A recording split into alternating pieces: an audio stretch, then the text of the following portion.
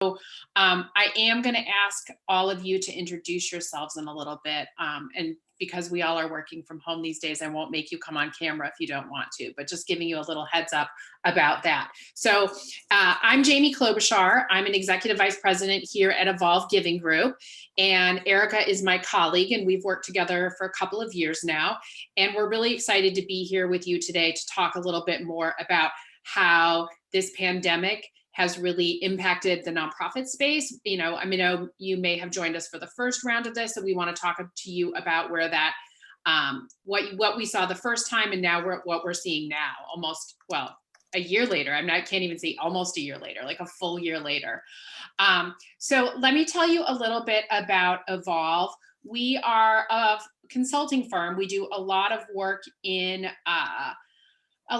with nonprofits. That's our entire market. We have clients that are nonprofits. We have clients that are schools. We have local organizations, global organizations.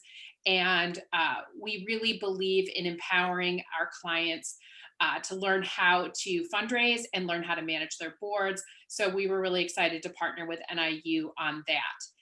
And then to tell you a little bit more about our service lines, we do everything from strategic planning, campaign development. We have a great executive recruiting service line. So if any of you are looking for jobs, always check out our website. Or if you're interested in making a move, let us know. And we do a lot of coaching and training. So I want to keep this part brief.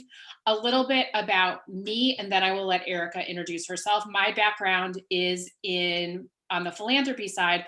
I've worked in mostly healthcare organizations, the Juvenile Diabetes Research Foundation, Leukemia Lymphoma Society. I've also worked at Rush University Medical Center. My background is predominantly in the major gifts and individual giving side, but I have done everything from running events to setting up endowment campaigns. Erica, do you want to share a little bit about your background? Yeah, absolutely. Hi, everyone. Nice to meet you. My name is Erica Mazaleski again, and I have a lot of experience in fundraising and individual giving at local, national, and international nonprofits over the last 15 years. And I've been consulting with Evolve Giving Group for the past 2 years, and really just looking forward to talking to you. I know that we have people on the call today that are, fundraisers, so that's great. But I also know that we want to touch on all the different kind of departments within the nonprofit sector and what we've heard and what we've also seen in data. And we'll bring that into our conversation today. As Jamie said, we really want this to be a conversation. It's a lunch hour. We want to share information, but we don't want to talk at you. We want to kind of use this as an opportunity for all of us to just collaborate as people that are in the sector or interested in being a part of the sector. So with that in mind, I'm just going to pause for a second so that we can actually see one another. And again, if you're just listening in, that's fine. But we'll probably go through and call on you just to give some introduction. So I think if you can just say your name and if you are working, what nonprofit you're working at, and if so, what your role is, and if you're a student or you're not currently working, what your interests are. And also, Jamie and I really want to hear from you about what you're hoping to get out of this conversation today. You decided to join us for your lunch hour. Maybe it's something from extra credit. I know Dr. Shademan used that as a way to get you involved last time. That's fine, but just genuinely, what you'd like to get out of today and what brought you to this conversation over your lunch hour today. So let's start by calling on people. I'm just going to go in order of my screen. So I'll start with Barbara. Hi, my name is Barb Nadeau. I work for Voluntary Action Center of Northern Illinois as a community relations manager. My role there really encompasses all 5 counties that we work in. So our main office is in Sycamore, but I'm in and out of projects there as well as in Kendall County and then in LaSalle, Putnam and Bureau counties as well. So it's a big operation and then targeted fundraising towards different populations. So it's really nice to be here and I'm interested. Great.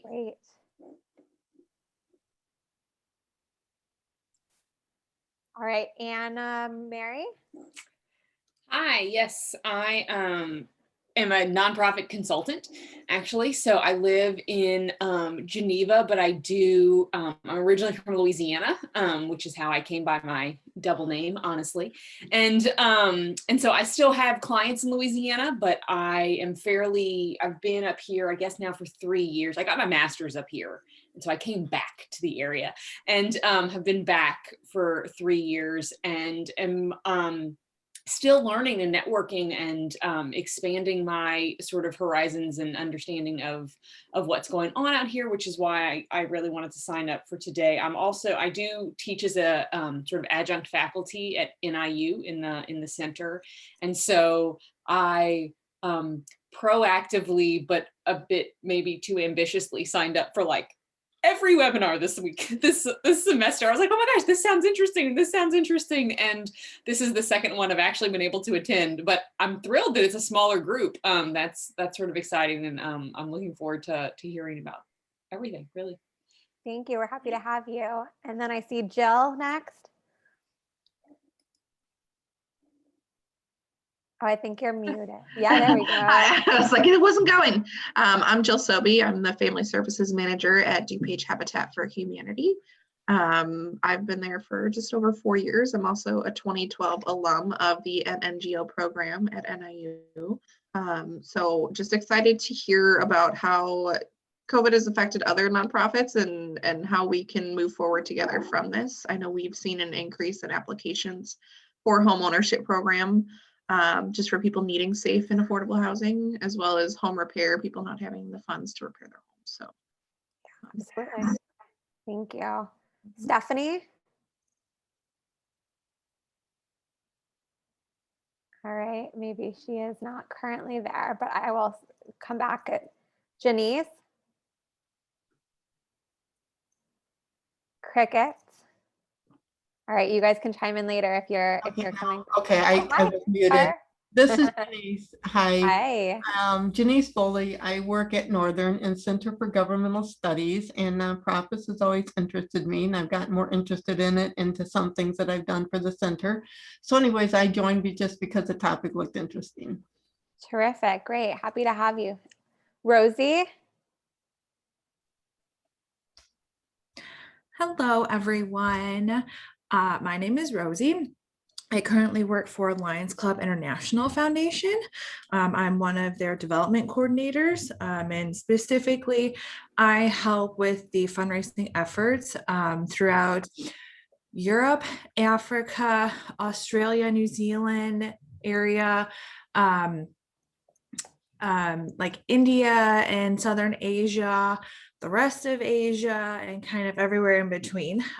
So I was lucky enough to be able to start that right as we went into the shutdown. So that was interesting in and of itself. And then previously before that, I was at a smaller, very local nonprofit that was also trying to kind of do its own thing, but expand. So I feel like I transitioned at a very interesting time. You did. So I'm kind of interested in today's conversation from the viewpoint of, I guess, a local and a more broad national or international scale to see what's really kind of going on and how things are going kind of outside my own organizations. Perfect. Perfect. Thank you. Emma?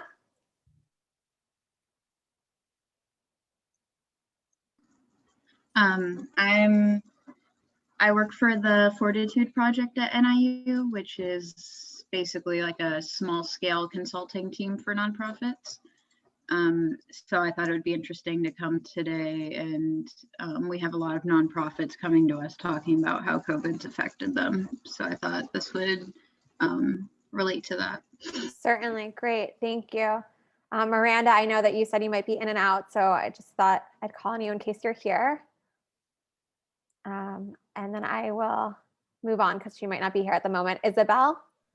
Hi, I'm Isabel Bourgeois. I currently work for the Accreditation Council for Graduate Medical Education. So we accredit residency and fellowship programs.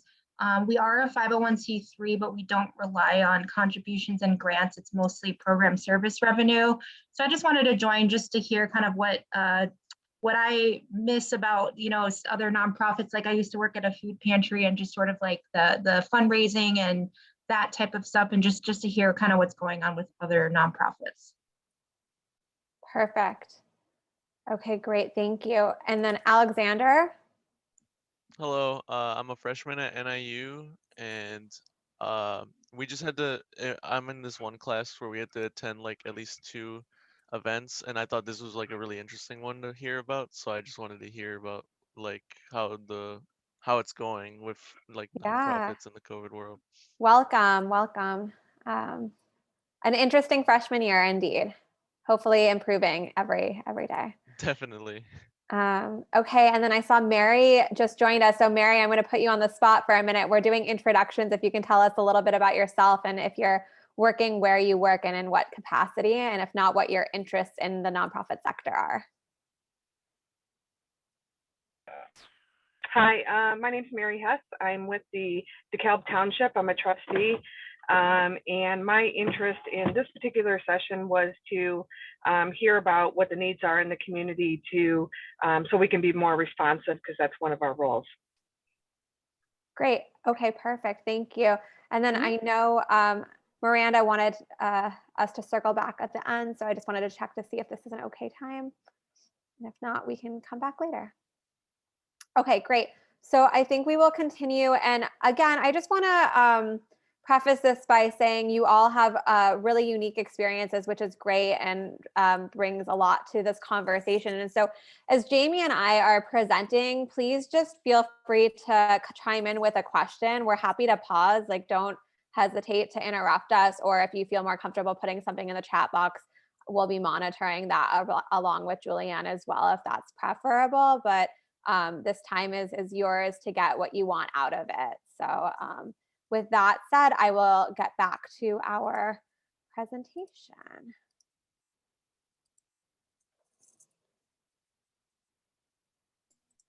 Great. So we wanted to start with kind of a general update since our last presentation. So where are we in 2021? And in order to prepare for today, Erica and I talked to a lot of the different consultants we work with. We spent some time doing some reading and talking to our clients. And I think there's, with having a couple consultants here on the team, I mean, the nice thing about being in the consulting space right now is that we get access to a lot of different organizations, and we get a lot of different perspectives in this. But I will say, one of the biggest changes that we've seen across the board is that because we've all been forced to work at least somewhat virtually, I mean, different organizations are on the ground and providing on-site services, but others are completely virtual, is that we have seen people get a lot more comfortable with technology and a lot more creative with technology, the use of technology in how they do their everyday business. The biggest thing that's come out of that is nonprofits especially need more tech support. We've heard from so many of our clients that especially the small organizations who've never had like dedicated tech support, that they're spending a lot of time figuring stuff out on their own.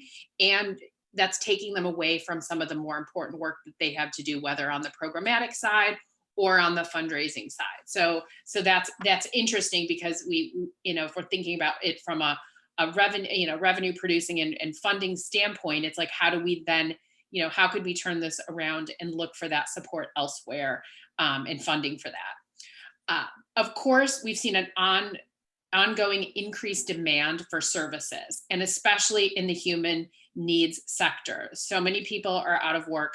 So many people are really struggling. Even now with the latest round of PPP, which was certainly more generous than the first, there was a long time between these financial stimulus packages, and people are hurting. So definitely we've seen a lot of our clients on the human services side really, the demand for them in a lot of cases is overwhelming.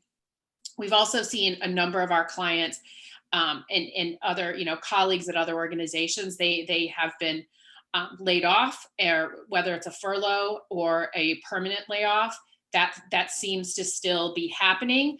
We have seen from Evolve on our search side that we see some business picking up there and organizations starting to hire, but I will say that it's not necessarily across the board yet.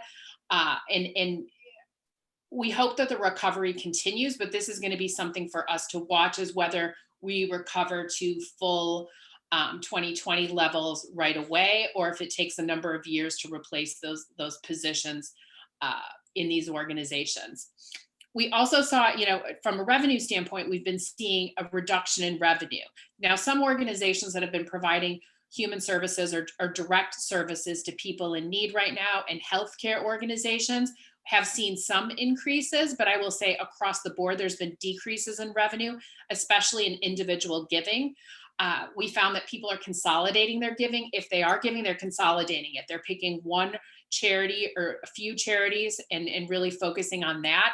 And a lot of the people who are giving to organizations are giving locally. They're giving to their local food pantries. They're giving to their local housing charities. They're giving to their churches who are doing some measures of outreach. So that's another impact, another piece we've seen. And we saw that, one of the places we saw that before, like from a historical standpoint, was in 2008 when we had the recession.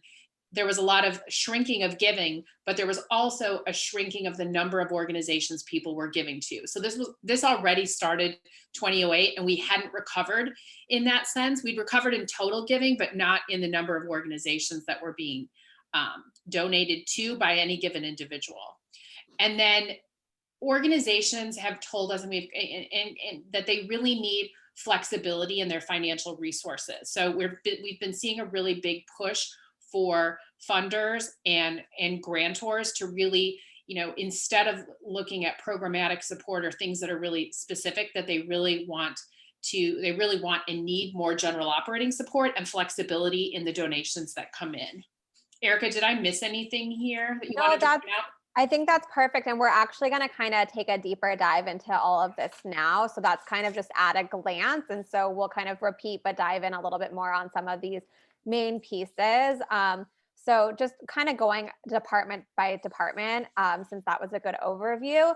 Let's start by operations. And a lot of, as you could probably see from that first slide, a lot of it was operations, just because that is kind of the infrastructure, it truly is. It's the backbone of a lot of nonprofits. You have to have that in place in order to have everything else running. And truly, the infrastructure at nonprofits was completely shaken up this past year.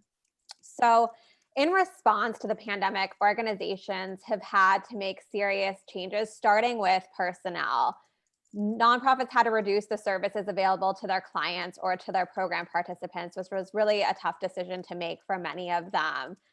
Some of them had to furlough employees, as Jamie had mentioned, or cut salaries in order to keep their employees on board and retain them. And unfortunately, a lot of nonprofits, at least half who participated in a study that the independent sector did, had to make the tough choice of doing employee layoffs. So we are starting to see, as Jamie said, jobs opening up again, which is a wonderful sign. But the hiring freeze was really evident and took a toll on many, particularly those wanting to continue working in our sector post layoffs. Technology also was an immediate investment for most nonprofits, as Jamie said. It was just a quick, needing to go and get all of this up and running, figuring out what that meant. How do we support our teams that are here working safely, and what does a safe work environment look like for them? And then for everyone that can be working offsite, how do we make sure to get them the tools they need? So they had to pivot right from the beginning to determine who was an essential worker and who could be remote, and what technology support was needed to continue advancing or meeting their missions. A lot of teams moved towards this working in a remote environment. And while this was worrisome to many managers, we heard this theme a lot, how am I going to continue to build that team morale and just engage my colleagues? Or if someone started 2 months before the pandemic and they've barely been onboarded and now they're just meeting in this virtual space, what does that look like? I know that was a worry, but we also heard from a lot of our clients that productivity of their employees has been very high.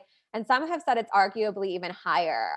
So we'll talk a little bit more about what that means for the future later on in the presentation. But this, of course, is dependent on each person's personal access to Wi-Fi, and if their organization was able to support this, both for their staff and their program participants, And employees and participants with children at home were forced and continue to be forced into having to balance parenting and perhaps schooling alongside work. So that's something that a lot of managers have been really paying close attention to, or even if they themselves have had to balance, when can I be on in a meeting versus when can I be with my child if they're in the background. And we've seen so much of this. And I mean, because we're all in this together, I think that's been the theme of this past year. People are very understanding, but you still have, to get the work done and accomplish that with a lot on your plate. So the burnout effect has been real here, particularly for folks in our sector. All of that said, we have seen teams be incredibly creative in their approach to staff meeting engagement, and even some teams who hired people, like I said, who only met once in the middle of the pandemic and never met again, figuring out ways to introduce them to others via coffee, quick check-ins, popping in and out of a meeting, or having one long Zoom meeting where they're doing onboarding introductions to others, because you don't have that typical walk down the hall to get some water, oh, I haven't met you, I'm new type of thing, or even just going in and out of a restroom at nonprofits. Let's be real, that happens all the time. You're just trying to get to know people, and when you don't have that face-to-face at an organization, if you're new, it's really tricky. And in general, if you've been there a really long time, and you don't have that piece, you have to adapt to maybe quickly being able to go down the hall to ask someone for something, or for a piece of information, or to share a resource. So I think we've seen quite a pivot in that space. So let's change gears a little to the other department. So that's communications, public relations, and marketing. And Jamie's going to talk to us a little bit about these areas. Yeah, thanks, Erica. I think that this was one of the areas with each organization that was most challenged by what was going on, because I think all of my clients had pretty good, solid, at least communication plans in order. And all of a sudden, when everything hit last March, they were like, well, does it even make sense to still talk to our constituents and our stakeholders about these topics when there's such a big global issue at play here? And then that was compounded in the summer when we here in the US saw the murder of George Floyd, and that brought forward so many other issues that needed to be discussed related to race relations and diversity, equity, inclusion. And so I think that this has become a exercise in planning for as short a period as possible. Even at Evolve, I oversee the marketing and communications for our firm, and we are always pretty organized, and it's really forced us to go basically from a month to month, week to week basis on communications in order to be responsive to the needs of our clients. So complete overhaul in many cases, especially for the organizations who were able to kind of take a frontline role to supporting people during this time. Really, PR became focused around what the organization was doing to continue the mission during the pandemic. And this was interesting to see how our clients who weren't necessarily providing direct services, how they were responding. We have a lot of schools that are clients, day schools in particular, and many of them had to shut down, and many of them reopened in various formats. And so helping them and seeing how they communicated to their constituents and supporting them was really, really interesting. Also, with the budget shifting so much for so many organizations, and really, in addition to layoffs, a lot of times what we saw is, and this happens frequently, is money came out of the marketing budget. So that forced people to be a lot more creative and thoughtful about what they were doing. It also forced them to really kind of dissect what their needs are and how would they be looking at it going forward. I have a lot of organizations that I work with right now trying to decide, are they going to continue doing marketing the same in the future and replace a staff member or replace that budget, or are they going to continue to try this kind of, I'll call it patchwork approach that seems to be working for now. So it's interesting. We're seeing the larger organizations are starting to put a little bit more money back into this. The smaller organizations are continuing to really try to make do here. And the other thing that we saw is we've seen so much great stuff on social media.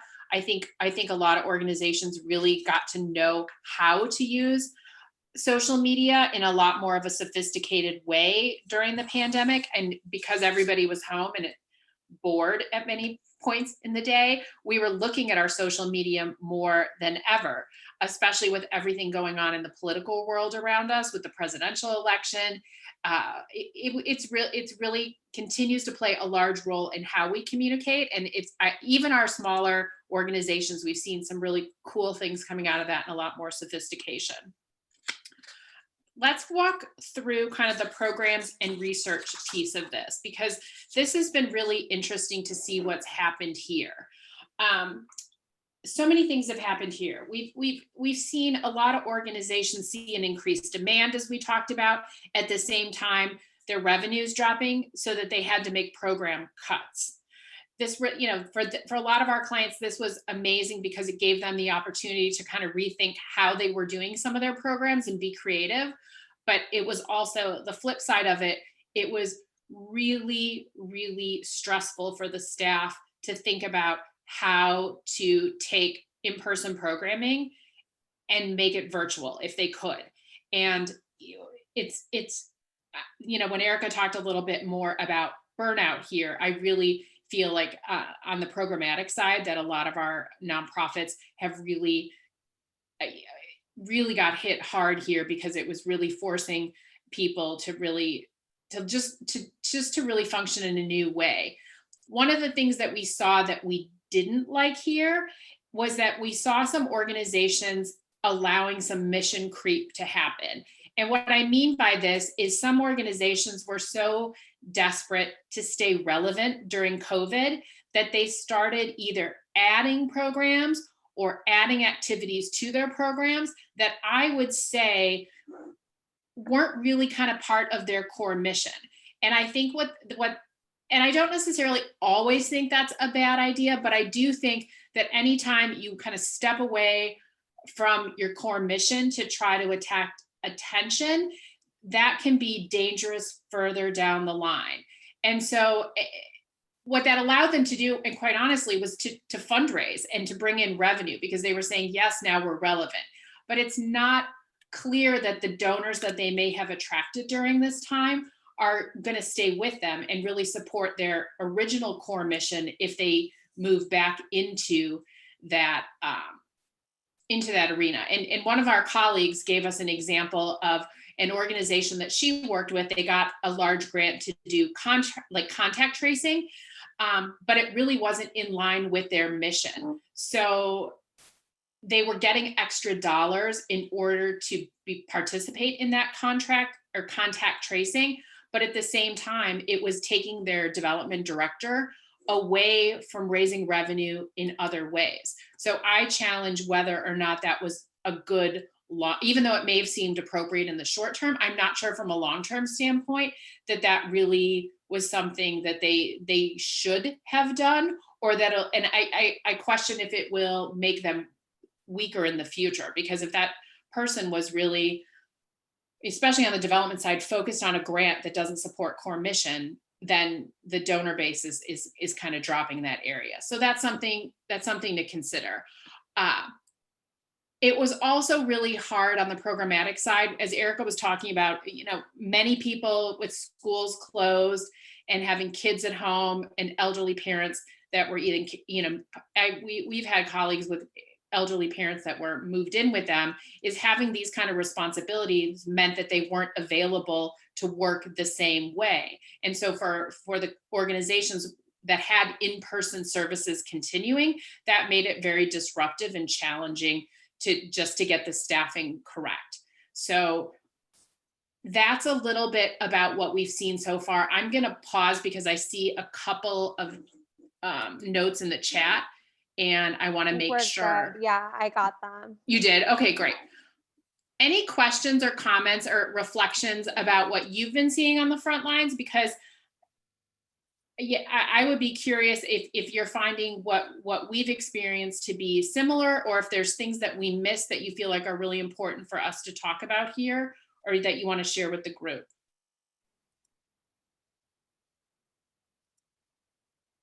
Okay. All right, we'll move on then to talk about the next department, which is fundraising. And we also want to touch on board engagement, because a healthy board leads to a healthy org. and vice versa.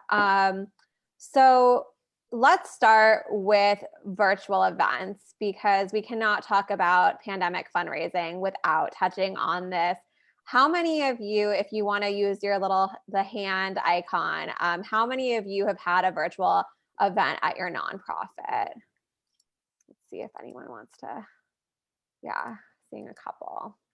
Yep, absolutely. So literally all of our clients have had at least one, if not several, virtual events. And you know what? They are likely going to be here to stay, because we've seen a lot of great benefits come out of this. And it's been a tough year. So it's important to look at all of the ways that we can continue kind of building on the ways that we've had to adapt and what has worked and what hasn't, and evaluate all of those changes. This virtual event transition was a really tricky one, but there are a lot of production companies that support the function, silent auctions, and even event fundraising technology that have helped a lot of nonprofits. Also, the cost of virtual events is, as we all know, much less than an in-person event, especially depending on the type of event you're hosting. It's cheaper than a seated dinner at a gala or luncheons, although we have seen a lot of our clients be super creative and having things deliver to some other top donors on event day. That said, many nonprofits have found that their out-of-state donors tuned in, or that they were able to attract new out-of-state donors for the first time and then invite them. And from a donor standpoint, that's just such a great way to kind of see who those folks are and then keep in touch and build new relationships with them from that point in time moving forward post-event. We also saw a lot of former board members chime in, and snowbirds that typically might not be there in person chime in depending on the season, which really does impact a lot of our organizations when it comes to fundraising and donor engagement. Similarly, the entertainment option for guests was expanded, because organizations were able to look beyond local talent or a hefty price tag that comes with flying someone in if you're a larger organization with a more robust budget that typically does that. So that's been great. Virtual events, as we know, can just be really powerful during this time, because if they're done well, they unite people during a time when we are all feeling so distant from one another over this common cause that we are all participating in and championing and behind for one reason or another. So I want to take this moment to pause and for us to highlight one of our clients, Keshet, that Jamie and I both are really proud of the work that they're doing. Jamie can tell you a little bit more about them and their recent virtual fundraiser that was a huge success. And we want to show you a short little video clip from them as well, from their virtual event that they just had. Yeah, so this organization serves children and adults with disabilities. They're based in the northern suburbs of Chicago. They've got everything from day camps to adult daycare programming. They have residential programming. They have basketball programs. They have a choir, everything. And they've been doing this event for about 30 years. And it was a very traditional sit-down dinner with a banquet. And they had about 1,200 people, and their highest attendance year is about 1,200 people. And they had it at a hotel in Chicago on a Sunday night. And it was a very expensive event for obvious reasons, but they also had 1,200 people who loved them enough to come every year. So this year for them, it was really hard because they wanted to still showcase the wonderful programs. And then they wanted to try to figure out how to reach more people. And so I'm really proud of them. They raised more than they ever have before from a net standpoint, and they were able to engage a lot of their participants. And one of the best things I've always loved about this event is they have a choir that performs every year. And this year they were able to do a combined choir experience with their inclusive choir as well as the Chicago Youth Choir, which is very well known. And I promise this will bring you joy. I'm going to share my screen and start it. I'm going to share my screen and start it, but I need to find it first. I just had it. Okay.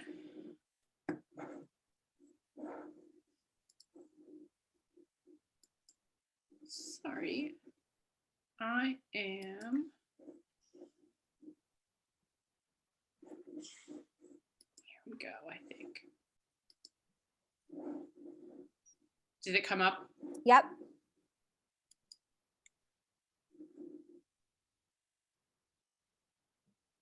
No sound though. There we go.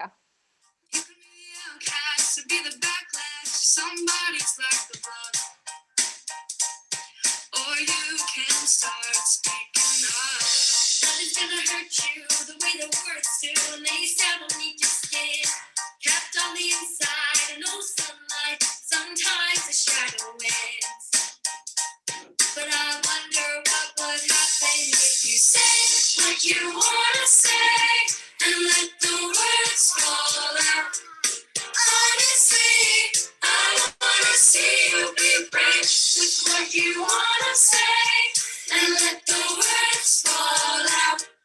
Honestly, I wanna see you be brave. Just wanna see you. I just wanna see you. Just wanna see you. I wanna see you be brave. Just wanna see you. I just wanna see you. Just wanna see you. I'm going to pause it there. You get the gist of it. And I was so proud of them for trying something really, really new and different. And I wasn't quite sure how this was going to turn out when they first said they were going to bring this choir in, but they were able to find a producer who had this brilliant idea to bring these two groups together. And they raised almost $900,000, which for them was an outstanding amount of money. That's not something they'd done before. So I just want to piggyback a little bit on what Erica said. And Eric and I are both major gift and individual giving people. So we will say that when the virtual event piece started coming up, we were both a little naysayer, like, how's this going to work? We weren't sure. And I also think both of us didn't think it would be a long-term piece of fundraising moving forward. And I can say, I 100% agree with Erica that it's here to stay. And I think we as a group in the nonprofit space need to think about how we can use it to support our missions. So I'll turn it back over to you, Erica. Great, thank you. So a little bit more, while individual giving has been down, that's something that we shared earlier on in the presentation. We have really found it depends on the organization and how quickly they reached out to their key supporters and donors to check in on them at the start of the pandemic. So a lot of board members we have found have actually been able to be more present at meetings, to be able to join meetings. It's definitely a little bit easier to join a meeting from the comfort of your home versus a commute, or if you're out of state and flying in for some of the bigger organizations.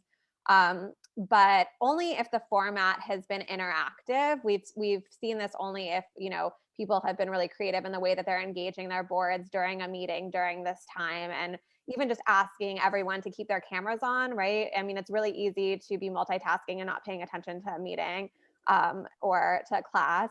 For those of you students on the call, it's something that, we don't advise, but truly it's important just to have everyone on during those board meetings so that you can really engage them and call on them and have a purpose and have some outcomes of that meeting to follow up on, so that they can really feel like they're adding value as a board member to your organization and advancing your mission. Board giving has been naturally really higher too. So even though individual giving has been down, a lot of board members have been able to really step up unless they were impacted, if their businesses were impacted or personal situation, of course, that's the exception. But the norm, we've seen that, board members really have championed the causes that they care most about and know that during this time more than ever, it's important to step up. The other thing that won't surprise any of you, I don't believe, is that online giving is higher than ever before. Naturally, as more people get familiar with technology, if they have access versus mailing in a check, a lot of organizations have been requesting this because they're not able to go into their offices as much, or most of them aren't, or maybe they're sending one person to go into the check the mail, and it might be once a week versus daily. You're not taking the money to the bank in the same way. We have a lot of smaller organizations that we work with that will literally have to go to the bank every single day at the end of each day to deposit the check so that they can do reconciliation for their budgets the next day and enter everything into a database if they have one in batches. But really, this online giving format has been increasing during this time. And for new donors, for this younger generation of donors too, who just want to go online and give their credit card and never even thought to mail in a check. So many people don't have checkbooks these days. A lot of donors are also walking around with these little tiny computers in their pocket that we call iPhones or smartphones or whatever they might be. That is such an easy way to go online and support the organization of your choice. So we have been seeing more of that. And Jamie and I also really wanted to point out the rise of Bitcoin. This is something to pay attention to. This is this new form of money that's attracting many wealthy donors across the world. And it's going to be more incorporated into philanthropy, depending on, just what we're seeing in the coming years. We will start to see, I think, this cryptocurrency as something to monitor. This would also, of course, depend on your organization and how sophisticated your donor pool is. But it's just something that we thought we should point out that we want you to keep tabs on. So I just want to see, Jamie, were there questions, or are we, I just want to make sure I saw a couple. No, we're okay, good. so we're okay right now. Thanks. All right. Let's just move into the other kind of functions of fundraising, because there's so many different revenue generating themes, and revenue is certainly what's needed always to just keep the organizational lights on. So according to a recent Philanthropy Digest report, about 30% of donors of corporate funders that were surveyed in this report broadened their issue focus area. About 18% actually narrowed their focus area. Half funded new grantees, while about 6% canceled funding to some existing grantees, which is a bummer. But if those corporations were hit, then they actually scaled back on funding. And about 78% provided immediate relief funding, while 47% provided regular project funding, and 32% stepped up employee engagement and helping them to determine what their corporate giving strategy would look like in the coming years. The survey also found that 9 in 10 respondents offered greater flexibility to existing grantees, including allowing funds to be redirected to other projects or operating costs, and also extending grant periods. We've seen a lot of this. Providing specific need-based funding during this time of COVID, and also just streamlining what their application process looked like during this time. This is similar to foundations, which we'll talk about in a minute. About 70% of respondents in this survey, which we can share later, cited barriers to giving, including grantees having to suspend programs like we talked about if you don't have that program anymore, and that was what the funding was for. Having to shift gears, funders were unable to really connect due to due diligence on these potential grantees, or having to figure out a way to identify new partners for their programs during this shifting time too. So we saw a lot of that. Similar in the foundation world, a lot of foundations created these rapid response funds. Some of them partnered with one another to create a way to support their grantees and partners in the community, and to determine a way to create streamlined giving processes or streamlined application processes for their grant applicants and for reporting purposes, because as we know, they can be cumbersome. So foundations wanted to find a way to remove some of that, more typical reporting tied to their philanthropy to help nonprofits just have a little bit less restriction in place during this past year. I also want to call attention to planned giving. We're at a point where, as baby boomers age, they're going to pass on $59 trillion of wealth, by 2065. So with between 1 trillion and 2 bequeathed to charity over that period, which is really something to think about. There's this Giving USA study. I don't know if you're familiar with it. If you're not, we really recommend, we really recommend taking a look at it. Giving USA comes out of the Lilly School of Philanthropy. But basically they did a study, and bequest giving in the United States has already counted for about 10% of $450 billion contributed to charity in 2019. And annual bequest contributions have been above $30 billion for 6 consecutive years. So that's a ton of money to think about in terms of planned giving. Donors are typically about 44 when they write their first will, and half of them establish their first legacy gift around that time as well. So often we think, a legacy program for 65 and up or 70, but that's actually not true. You want to start engaging donors when they're younger. and to keep planned giving on your mindset for your organization's future. It's often a type of giving that organizations overlook and don't really think of, because you don't see immediate ROI, right? It's something that's in the future. But if you're really engaging those folks and thinking about their lasting legacy, both in the world and to your organization and advancing our mission, then that's a really great, pleasant surprise, although sad, depending on your connection to the donor, of course, but a boost in annual revenue when an estate gift comes in. So I just want to see if we have any questions before we move on just to some predicted trends. Let's see here. All right, I think we're all caught up. How great. Perfect. All right, so let's move on to just kind of a little bit about what we're predicting we will see, Jamie. Yeah, so some of the things that we're predicting to see here is that, first and foremost, because we've been able to embrace technology so well, I think a lot of how we meet is going to stay virtual.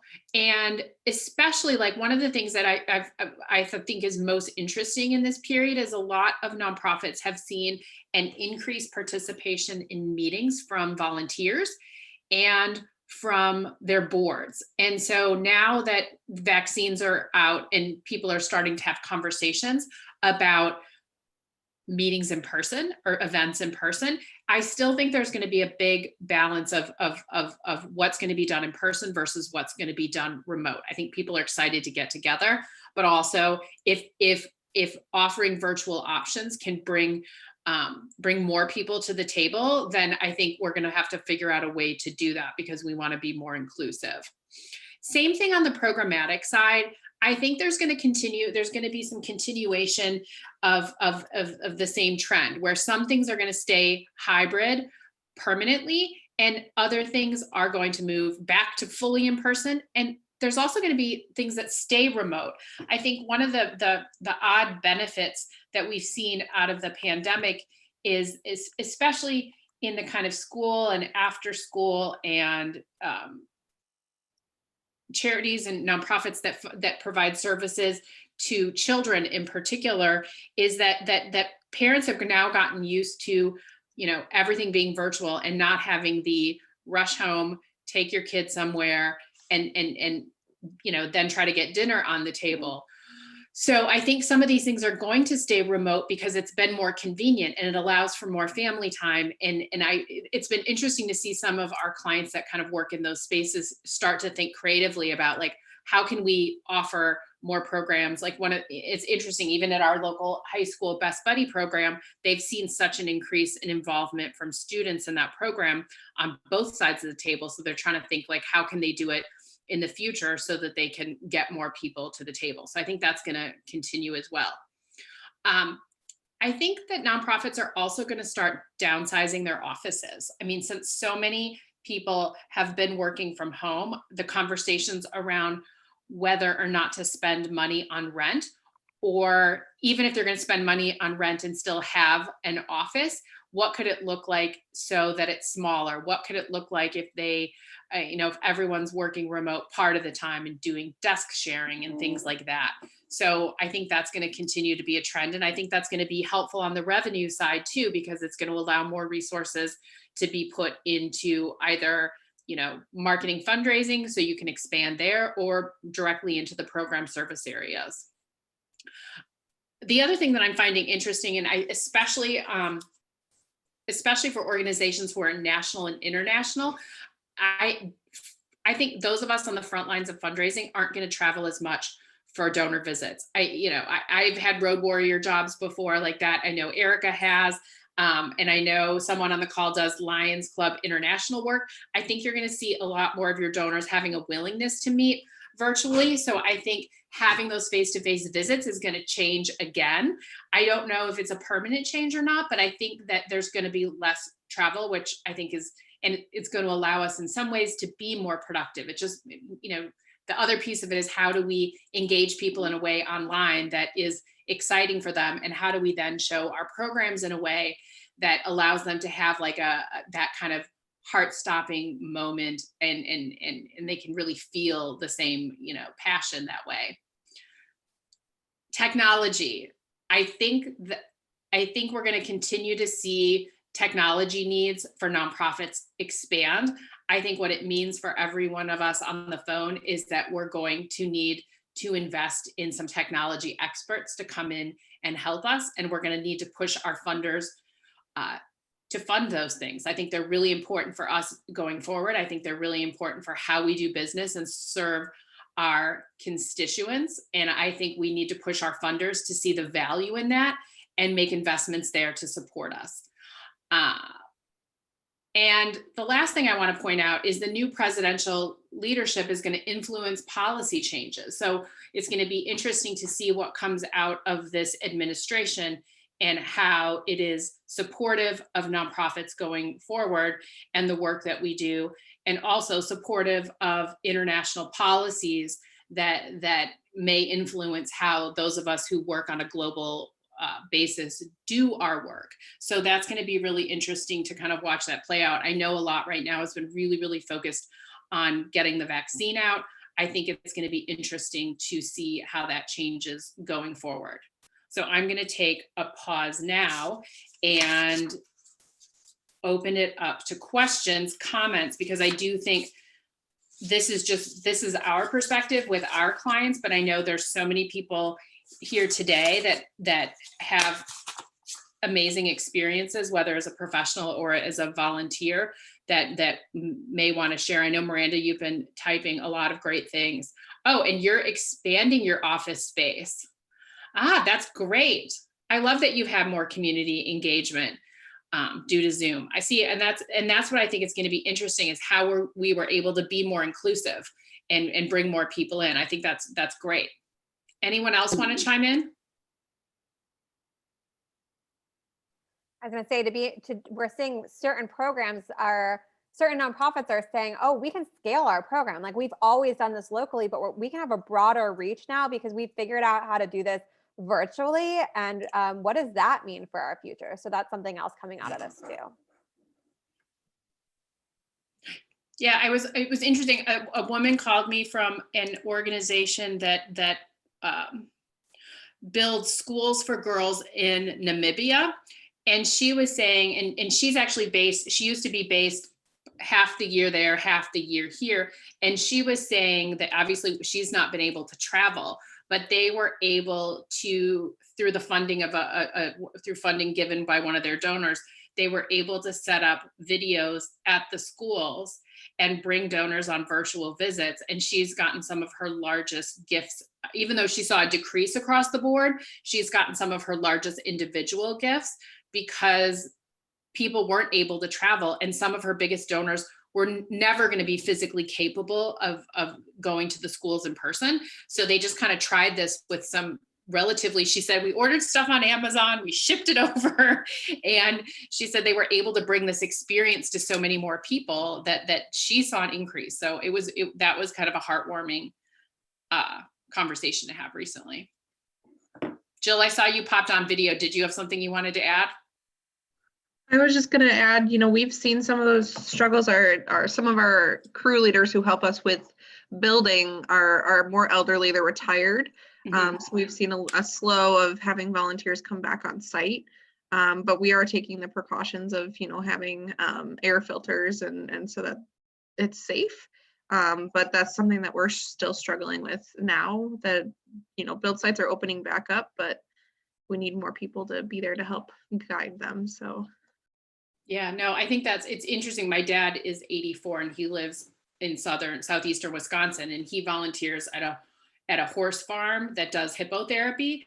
And he took like a 6-month hiatus. He just got really scared, and he's going back this week because he's now like 3 weeks out from his last vaccine. And he said it's just, they had to close a lot of their programming because a lot of their volunteers were similar. They were senior citizens who were waiting to be vaccinated. And that was a big outdoor facility, but even so, like it really impacted their programming. And so I was glad to hear that he was going back on site, and that makes sense that you were struggling with that too. Yeah, but the virtual space for our program applicants has worked so much better because, you're trying to find housing, you're stressed about everything. You don't have to go to some place to learn. We have an information session and we've moved in virtually, and we're at the same number we were in person or more each month. So Yeah, definitely seen an increase in utilization of that.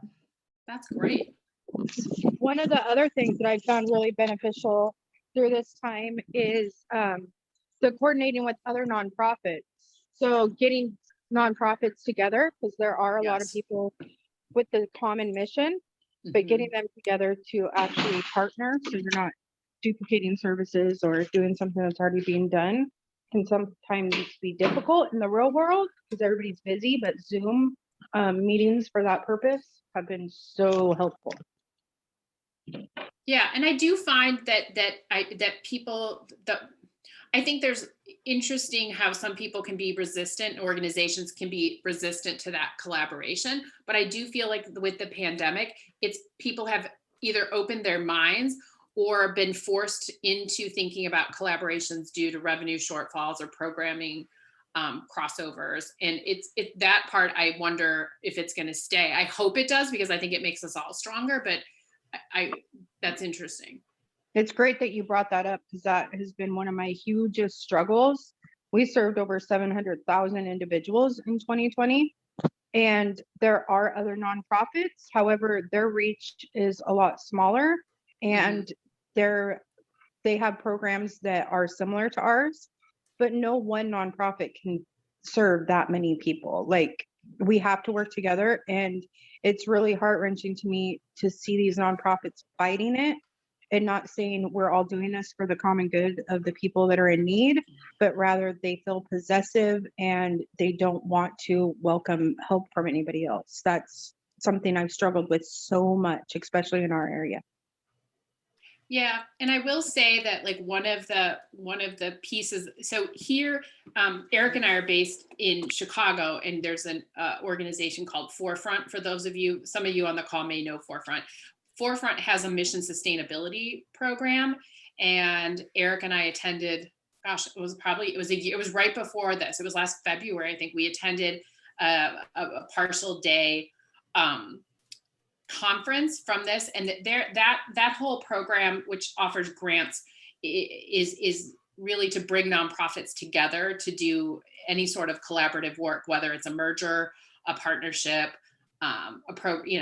so they do a lot of really innovative work. And I will say that, Eric and I've had lots of conversations about, like, would this, what would it mean for our future to have more mergers and quote acquisitions within the nonprofit space. And I wonder if we're going to see more of that coming out of this pandemic.